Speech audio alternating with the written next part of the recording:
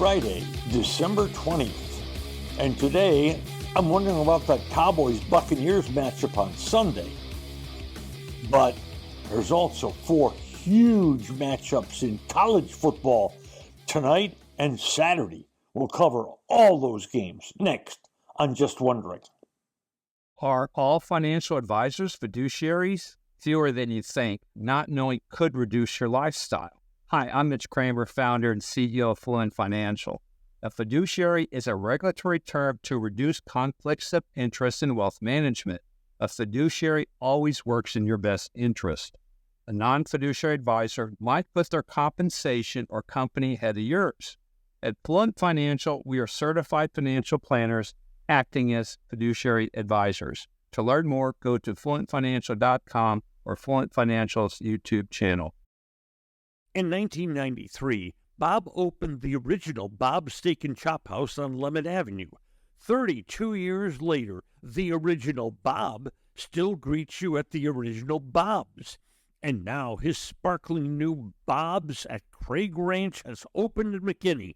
Same fantastic beef and fresh seafood at these 2 Bob's, each run by the Bob's Steak and Chop House.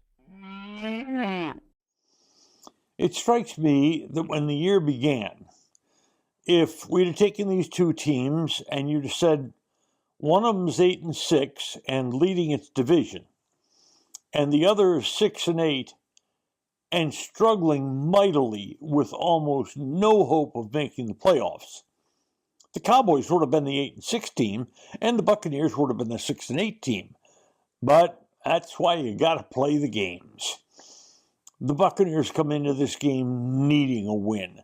The Cowboys have terribly faint hopes of making the playoffs. But if they have any hopes, they begin with closing out the season with 3 straight wins. But it won't be easy against this Buccaneers team. I was really surprised when I looked at the offensive stats in the NFL. Tampa is rated the number 3 offense in the league. Well, numbers 1 and 2 are pretty obvious. Baltimore and Detroit. That's right. And Tampa's number 3. They average 388 yards gained a game. That's 60 yards a game more than the Cowboys, by the way. They rushed the ball for more than 2,000 yards. The Cowboys have only rushed it for right at 1,400. And Tampa Bay turns these yards and those rushing yards into points. Do you remember when Tom Brady was leading this team to the Super Bowl? Well, that offense, that Super Bowl offense, scored 1 more point a game than this year's Buccaneers. They average right at 29 points a game. That's up 8 points a game from last year. And it's 7.5 more points a game than Dallas. And the thing that really leaps out at you, Tampa can really run the ball. Now, you don't know who's running it. Bucky Irving? Rashard White? Baker Mayfield? And they all run the ball at an incredible rate. Over 5 yards a carry. Wow. Defensively, these 2 teams struggle. But Tampa, in their struggles, Dallas and Tampa are rated right next to each other, near the bottom of the table in defense. But Tampa struggles, they allow 4 less points a game than do the Cowboys. That's the foe the Cowboys are facing in this game. Baker Mayfield, who a lot of people thought after a stint in Cleveland, no, he's just not going to make it as a starting quarterback in the National Football League. Well, his rating this year is 104. Now, he's still a bit of a riverboat gambler. He's thrown for an astounding 32 touchdowns in just 14 games. But he also throws 14 picks. They do balance their attack by running the ball well. And they're playing very well coming in. Tampa has won 4 in a row. But But wait, let's examine that a little more closely. They beat the 2-win Giants, whoopee, 3-win Carolina. Yep. Then they beat Las Vegas. They also have 2 wins. Good Lord. And they beat the Chargers. Now that's a good win. Before this 4-game win streak, they had a 4-game losing streak in which they lost to Baltimore, Atlanta, Kansas City, and San Francisco. That's a pretty solid array of teams. But their resume in Tampa also includes victories over, as we said, the Chargers, Washington, Detroit, and Philadelphia. And right now, all those teams look like playoff teams in the NFC, and the Chargers look like a playoff team in the AFC. This is Todd Bowles' 3rd year in Tampa. And Tampa is now looking for its 4th consecutive championship of the NFC North. But they've got to keep, the NFC South, but they've got to keep winning.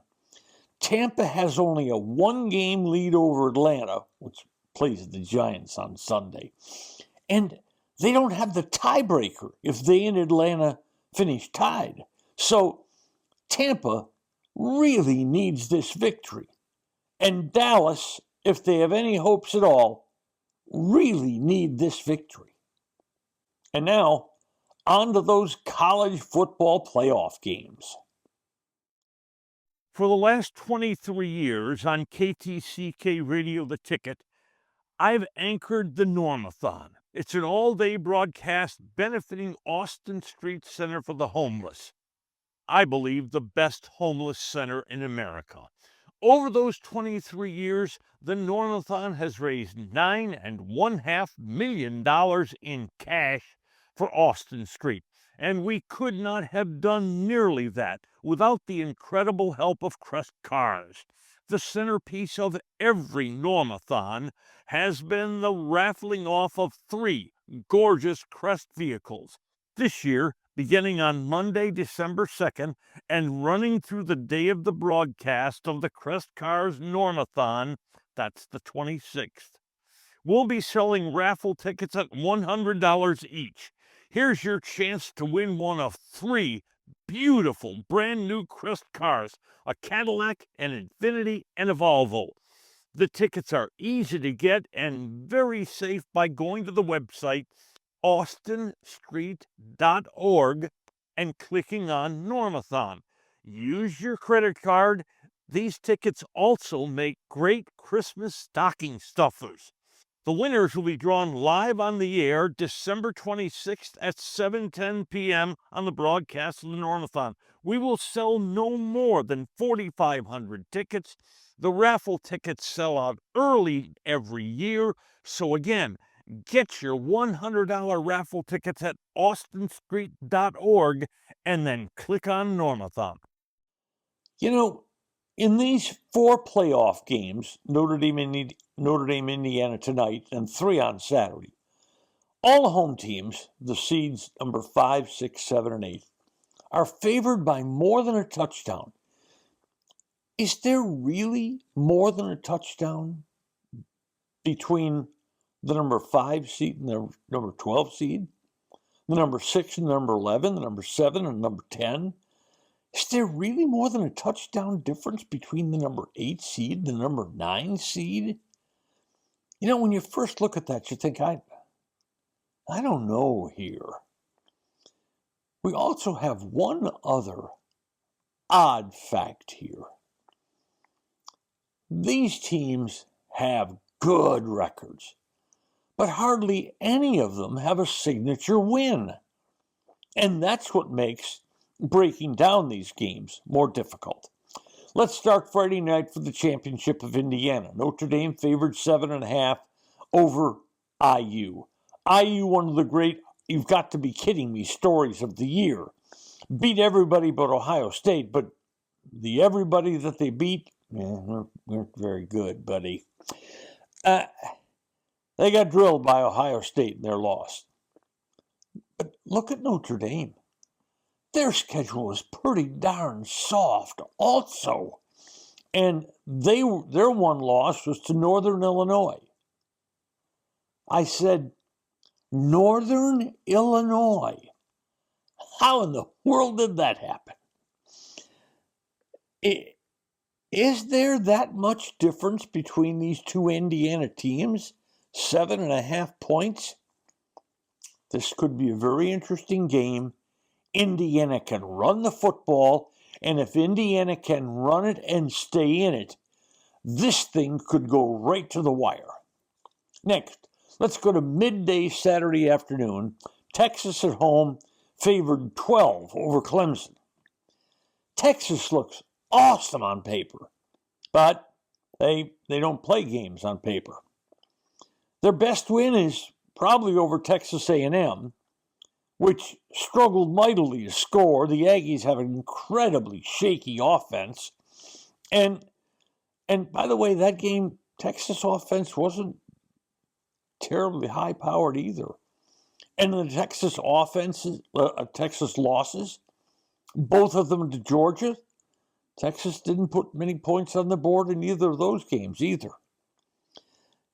Texas can make big chunk plays, 25, 35, 50-yard plays. Clemson has a tendency to give up big chunk plays. If that happens, Texas could blow the doors wide open in this game. But Clemson can run it. Their running back can run it, and their quarterback, Klubnik, can run it. And if Clemson can, by running the football, shorten the game and limit the defense's exposure to big plays, I guess I lean in this game a bit to Clemson in the spread, but this is going to be an interesting game because there's not many big-time opponents wins for either of these clubs. Let's go to Saturday night, Ohio State and Tennessee. And I'll ask the same question. Is Ohio State more than a touchdown better than Tennessee? Ohio State lost by 1 point to Oregon and 3 points to Michigan. How in the world did they lose to Michigan? But that's the difference between Ohio State being unbeaten and Ohio State having 2 losses and not getting a bye in the college football playoffs. That loss to Michigan outraged Buckeyes fans. They're mad at Ryan Day. How can he have not beaten Michigan 4 times in a row? But could Ryan Day, the incredibly successful coach at Ohio State, be coaching for his job here? If Tennessee upsets the Buckeyes, their fans are going to go nuts. And their target will be the head coach, Ryan Day. Tennessee lost to Arkansas. That's one of those wins that, I guess Arkansas is not a bad team, but Tennessee's a high-powered team and got only 14 points against Arkansas. And they also did beat Alabama. Tennessee has speed. The Big Ten is not known as a speed conference. You'll hear that again in a minute in the analysis of our final game. Can Tennessee's speed break some plays on Ohio State?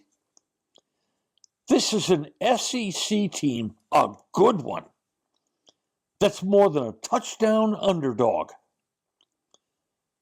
Tennessee wins, and days in Columbus are really in danger. And finally, the Saturday morning game.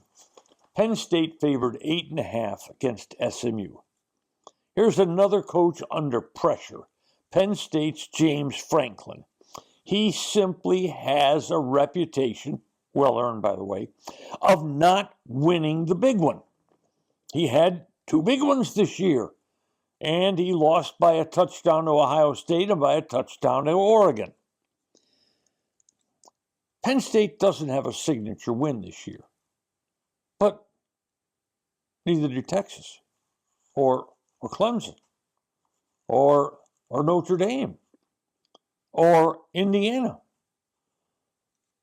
Tennessee beat Alabama, but like I said, all these teams playing Saturday didn't have a signature win.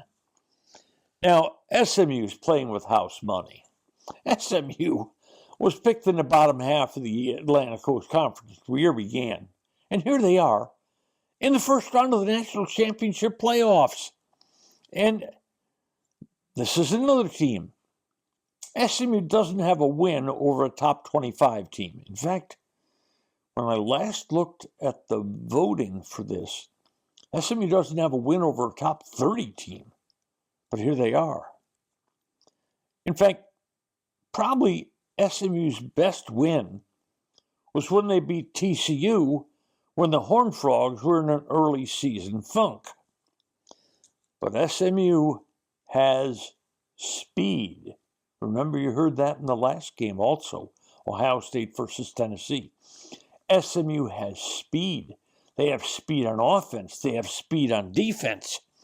Now, also, we've got an interesting quarterback matchup here. Penn State's Drew Aller has decided to come back to school and try to become an even more highly appreciated quarterback in next year's draft.